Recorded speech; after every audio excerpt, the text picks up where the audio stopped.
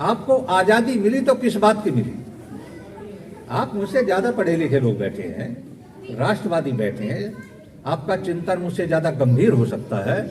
याद रखना, ये तो देश तो गुलाम उस दिन हो गया था जिस दिन जवाहरलाल को प्रधानमंत्री बनाया गया था। और आप जानते हैं कैसे बना हो?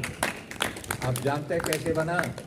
आपको संक्षेप में बता दूं, ज्यादा समय नहीं लेना चाहता मैं आपको ये बता रहा हूं, 3 जून 1947 को लॉर्ड माउंटबेटन ने दिल्ली के वायसराय भवन में यानी राष्ट्रपति भवन में उसने ये कहा था, अब हम देश को आजाद करने जा रहे हैं। कुछ लोगों ने कहा जी कब करोगे? कि 15 अगस्त को। उन्होंने कहा 15 अगस्त को ही क्यों करोगे, आगे पीछे करो। माउंटबेटन ने कहा नहीं, 15 अगस्त को देंगे। क्यों?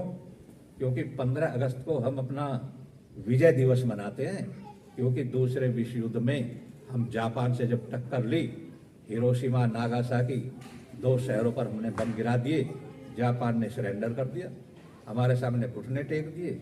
ये 15 अगस्त की बात है, इसलिए 15 अगस्त को ही आज़ादी देंगे। उन्होंने कहा ठीक है। और प्यारे भाइयों, डेट बाय डेट बता रहा हूं आपको, 24 जुलाई 1947 कराची के अंदर आपके महात्मा ने, आपके राष्ट्रपिता ने, आपके बापू ने कांग्रेस के पूरे अंतरंग सदस्यों को लेकर के कराची के अंदर उस व्यक्ति ने एक मीटिंग की और सारे सदस्यों को इकट्ठे करके गांधी ने सर्वप्रथम कहा कि देखो 15 अगस्त को हमें सत्ता मिल जाएगी, चुनाव थोड़े होने, डायरेक्ट कुर्सी संभालनी है, तो एक काम करो, अभी से अपना प्रधानमंत्री निश्चित कर लो। प्रधानमंत्री किसे बनाए? क्योंकि डायरेक्ट गद्दी संभालनी है हमें। वहां आप जैसे कुछ समझदार लोग बैठे थे, उन्होंने कहा गांधी जी आप प्रधानमंत्री का नाम मत लो, अभी एक काम करो, कांग्रेस का राष्ट्रीय अध्यक्ष चुनो, और जो जिसे देश की जनता आज कांग्रेस का अध्यक्ष चुनेगी, 15 अगस्त को उसे प्रधानमंत्री बना देंगे, ये निश्चय कर लो। गांधी ने कहा ठीक है, जो आज कांग्रेस का अध्यक्ष बनेगा वो ही 15 अगस्त को प्रधानमंत्री बनेगा। तो पहले अध्यक्ष का चुनाव करते हैं, तो फिर ये बताओ अध्यक्ष पद के लिए उम्मीदवार कौन है? प्यारे भाइयों, केवल 2 उम्मीदवार थे, तीसरा तो आधा ही था, वो तो बैठ गया था चुपचाप। 2 उम्मीदवार थे, सबको पता था जो आज अध्यक्ष बनेगा वही 15 अगस्त को प्रधानमंत्री बनेगा। एक प्रत्याशी थे जवाहरलाल नेहरू और दूसरे थे सरदार पटेल। और बात आई कि ये बताओ जब ये चुने जाएंगे तो वोटिंग कौन करेगा? क्या पूरी जनता करेगी?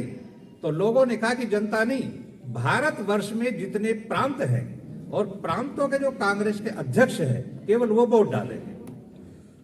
उस समय भारतवर्ष में केवल 15 प्रांत थे, ये हमारा उत्तर प्रदेश नहीं था, इसका नाम होता था संयुक्त प्रांत।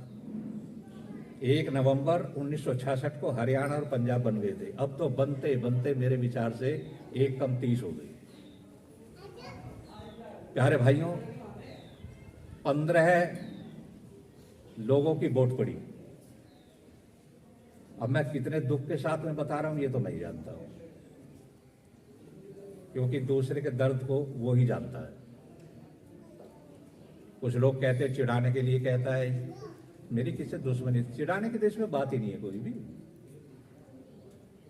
वोटिंग हुई और 15 लोगों ने वोट डाली और 15 वोटों में से 13 वोट सरदार पटेल को मिली और जवाहरलाल नेहरू को केवल 2 वोट मिले।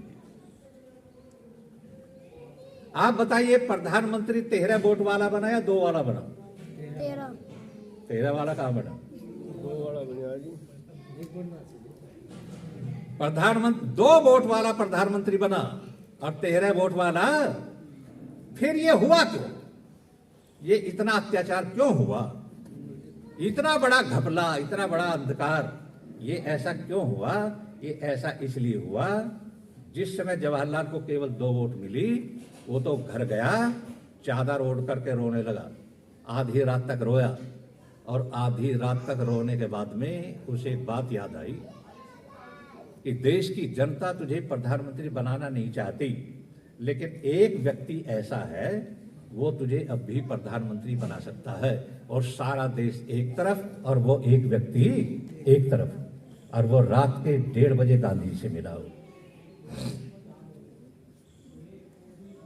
और जाकर के साफ शब्दों में कहा उसने कि देश की जनता मुझे प्रधानमंत्री बनाना नहीं चाहती, लेकिन मैं बनूंगा और तू बना सकता है।